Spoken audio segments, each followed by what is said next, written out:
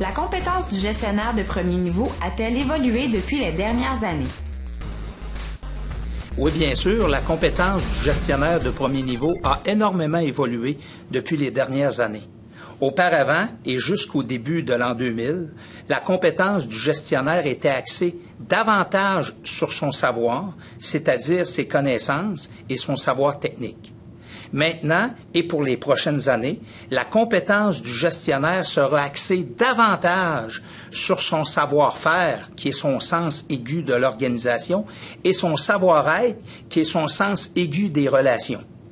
Auparavant, le gestionnaire était appelé à être davantage un expert, une personne ressource, et maintenant il est davantage appelé à exercer son rôle de leader, son rôle d'influence, son rôle de donner l'exemple auprès de son équipe de travail. Pourquoi le gestionnaire de premier niveau a-t-il un rôle essentiel dans l'amélioration opérationnelle d'une organisation?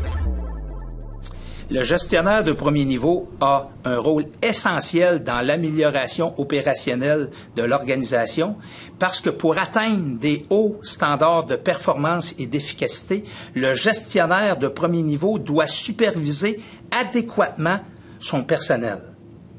80% des individus, peu importe leur âge, leur ancienneté, leur poste, leur niveau de rémunération, ont besoin d'une supervision adéquate pour performer.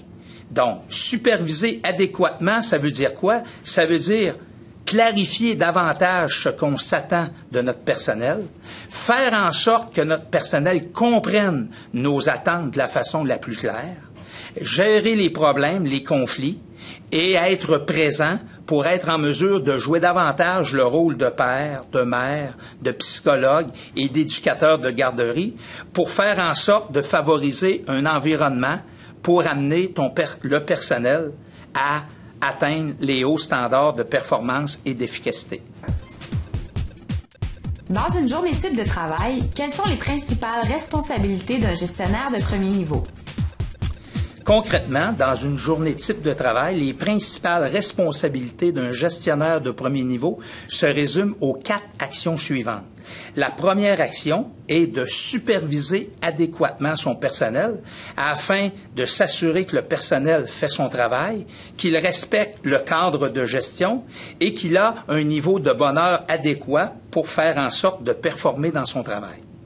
Deuxième action, c'est de régler les problèmes de PQRS, c'est-à-dire les 4 pôles de la gestion pour atteindre un haut standard de performance et d'efficacité, le P étant la productivité, le Q étant les bons standards de qualité, le R, c'est les relations adéquates avec son personnel, et le S, qui est le 4e pôle d'une gestion efficace, qui est la santé-sécurité au travail. Troisième action, c'est d'améliorer l'efficacité opérationnelle du P, du Q, du R, du S, donc nos 4 pôles d'efficacité opérationnelle. La 4e action étant d'exécuter les tâches opérationnelles en faisant face aux 3 irritants du gestionnaire de premier niveau, qui sont les meetings inutiles, les courriels inutiles et la paperasse inutile. Donc, la grande réflexion, le grand positionnement que la direction d'une organisation doit prendre doit être d'orienter le gestionnaire de premier niveau en conséquence des 3 premières actions.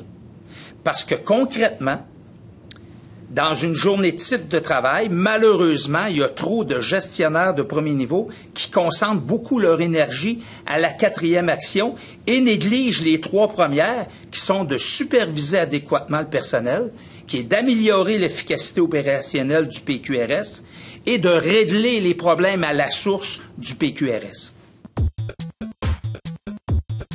De quelle manière le gestionnaire de premier niveau peut-il faire comprendre adéquatement le cadre de gestion de l'organisation à son personnel? Le gestionnaire de premier niveau peut faire comprendre adéquatement le cadre de gestion à son personnel en appliquant d'une façon rigoureuse les 3 étapes suivantes. La première étape, c'est de communiquer, c'est-à-dire prendre la responsabilité de se faire comprendre en réexpliquant 3 à 5 fois. Pourquoi réexpliquer 3 à 5 fois? Parce que dans une démarche commune de communication, il n'y a qu'un tiers des gens qui comprennent du premier coup. Il y a un tiers des gens qui pensent avoir compris, puis il y a un tiers des gens qui n'ont pas compris de la première fois. Donc, en réexpliquant 3 à 5 fois, on va emmener le récepteur ou les récepteurs à comprendre dans une proportion de 80%. Donc, le 20% qui n'ont pas compris, on doit procéder à la deuxième étape, qui est d'adresser son personnel, c'est-à-dire faire une rencontre privée, personnelle, pour être en mesure de s'assurer que la personne comprenne, en obtenant les raisons de la non-compréhension. Donc, c'est une démarche très positive, très proactive, que le gestionnaire fait avec un certain petit pourcentage de son personnel. Après cette étape-là, il y a également un pourcentage des gens qui ne veulent encore pas comprendre. Donc, on doit procéder à la troisième étape, qui est de discipliner, allant malheureusement même au congédiement.